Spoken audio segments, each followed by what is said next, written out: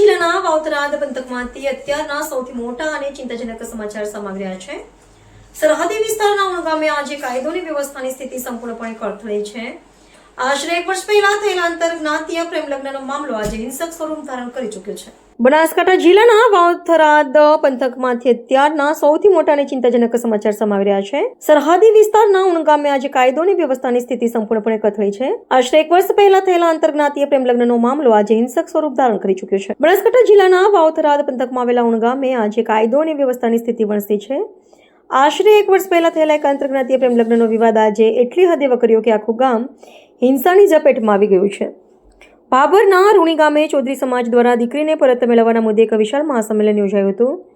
સંમેલન પૂર્ણ થયા બાદ ઉશ્કેરાયેલું ટોળું હથિયારો અને પથ્થરો સાથે ઉણ ગામે પહોંચ્યું હતું। જોતામાં રબારી અને ચૌધરી સમાજના જૂથો આમને સામને આવી ગયા હતા। ગામમાં ભારે પથ્થરમારો થયો હતો, જેમાં આશરે 25 જેટલા વાહનોની તોડફોડ કરવામાં આવી છે। પરિસ્થિતિ પર કાબુ મેળવવામાં પહોંચેલી પોલીસ પર પણ ઉશ્કેરાયેલા ટોળાએ પથ્થરમારો કર્યો હતો। સ્થિતિ કાબુ બહાર જતા પોલીસે ટીયર ગેસના શેલ છોડ્યા હતા અને બળપ્રયોગ કરવાની ફરજ પડી હતી। આ સંઘર્ષમાં જ 4 પોલીસ કર્મચારીઓ ઇજાગ્રસ્ત થયા છે। કવરેજ કરી રહેલા પત્રકારોને પણ નિશાન બનાવવામાં આવ્યા હતા। તેમની ગાડીઓના કાચ તોડી નાખવામાં આવ્યા હતા અને એક પત્રકાર ગંભીર રીતે ઇજાગ્રસ્ત થયાના અહેવાલ છે। હાલમાં સમગ્ર ઉણગામ પોલીસ છાવણીમાં ફેરવાઈ ગયું છે। બનાસકાંઠા રેન્જ આઈજી અને 2 એસપી સહિત 300 થી વધુ પોલીસ જવાનો કાફલો ઘટના સ્થળે ખડે પગે તૈનાત છે। પોલીસે આ મામલે 40 થી વધુ હુમલાખોરોની અટકાયત કરી છે।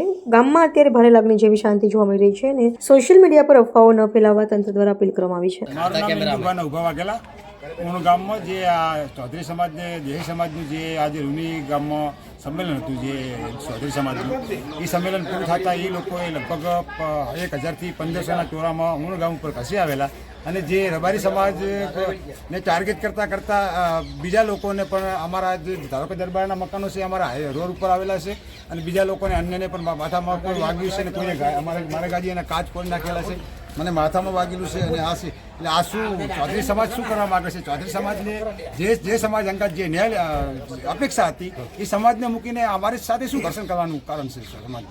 આ સાહેબ એસપી સાહેબ અને જિલ્લા લેવલના રેન્જ આઈજી સાહેબને મારી વિનંતી છે કે સાહેબ તટસ્થ તપાસ કરો અને મને ન્યાય આપો બસ।